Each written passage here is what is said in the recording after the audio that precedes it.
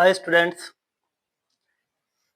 आज हम एक नया टॉपिक शुरू करते हैं। एक्सरसाइज 6.2 हमारा जो है ना एक्सरसाइज 6.2 नई एक्सरसाइज है।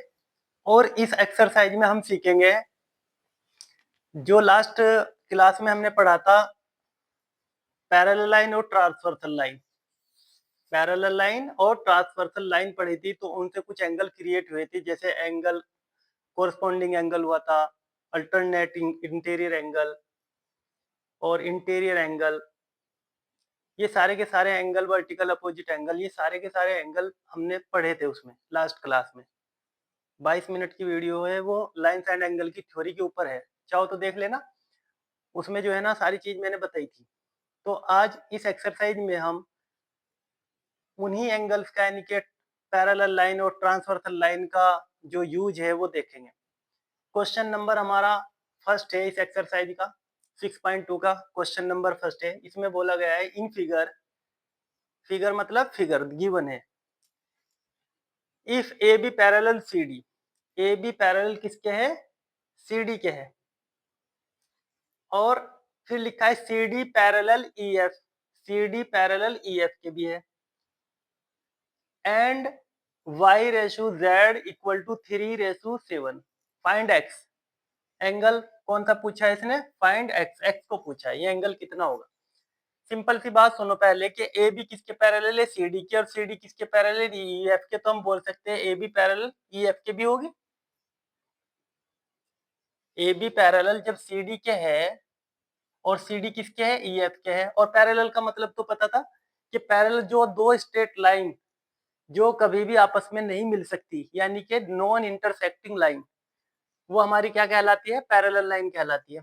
चलिए, हमें फाइंड क्या करना है? एक्स। उससे पहले समझ लो, A B parallel C D and E C D parallel E F, ये हमें बताया है क्वेश्चन में, गिवन है बात हमें। इस बात से जब हमने देखा कि A B parallel C D के और सी डी ई एफ के, तो हम लिख सकते हैं कि A B parallel, so A B parallel क्या है? किसके है? ई एफ के भी होगी।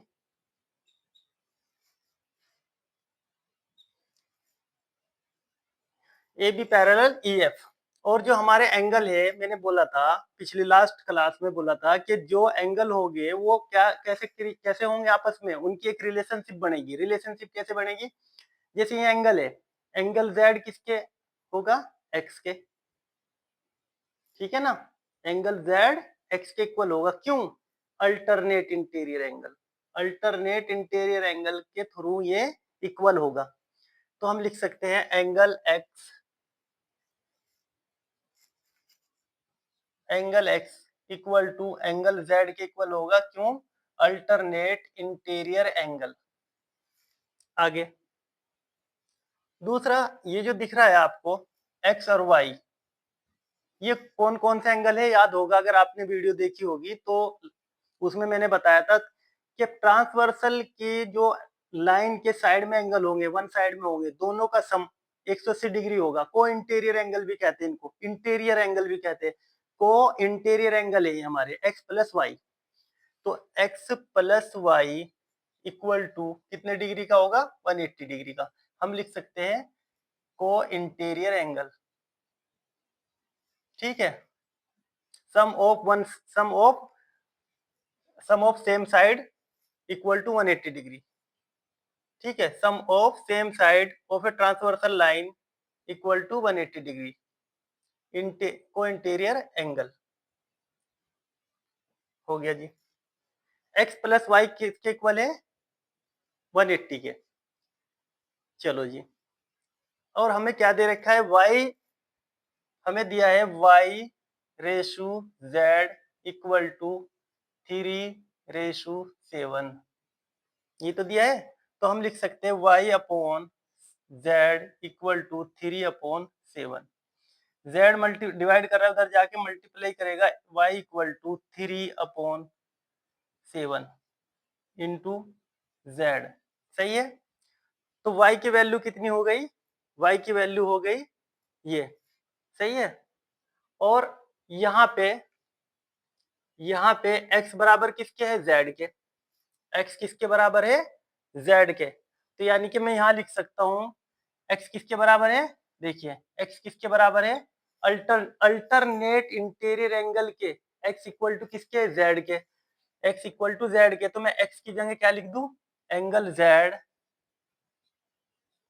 z plus angle y equal to 180 degree, सही हो गया।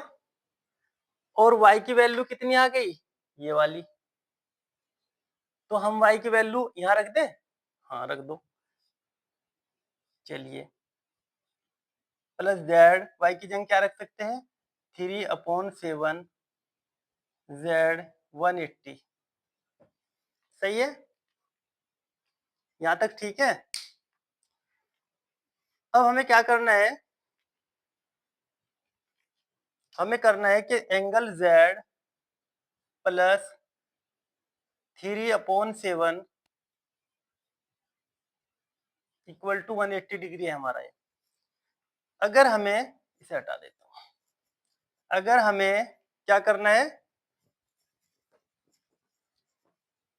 अगर हमें 7 को हटाना है यहाँ से नीचे, तो 7 की ही मल्टीप्लाई कर दो, 7 की मल्टीप्लाई कर दो इन बोथ साइड, ठीक है।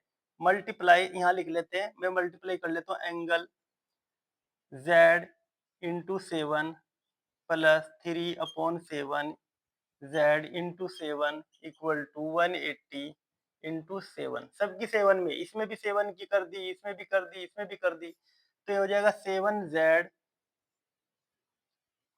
प्लस 7 से 7 कट गया, 3z 187, ठीक है जी। हमने क्या करी, मल्टीप्लाई बाय 7, मल्टीप्लाई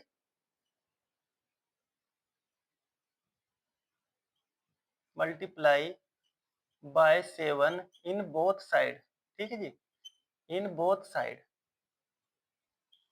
दोनों तरफ हमने इक्वल के इधर भी और इक्वल के इधर भी हमने क्या कर दी, मल्टीप्लाई कर दी 7 की। तो 7 और 3 कितना हो जाएगा, 10z equal to 180 degree into 7, 10 multiply कर रहा है उधर जाके डिवाइड करेगा, 180 इंटू 7 अपॉन 10, 0 से 0 काट दो, इसकी मल्टीप्लाई इसमें हो जाएगी, ठीक है जी, 7 8 जा 56, 126, ठीक है, 126 हो गया। z की वैल्यू कितनी आई, 126, लेकिन उसने हमारे से z नहीं पूछा था, क्या पूछा था, x पूछा था, और x इक्वल टू किसके था, z के, बोल लिखा था मैंने, अभी हटा दिया, एंगल x इक्वल टू किसके होगा, z के, ठीक है। चलिए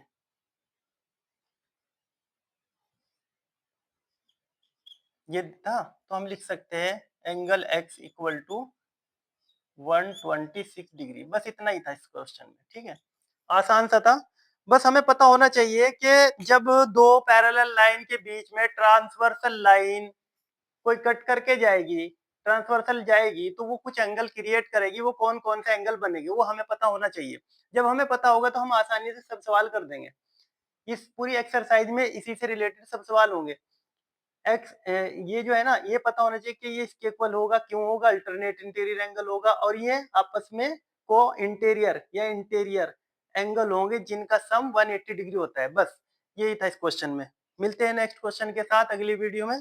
thank you watching the video.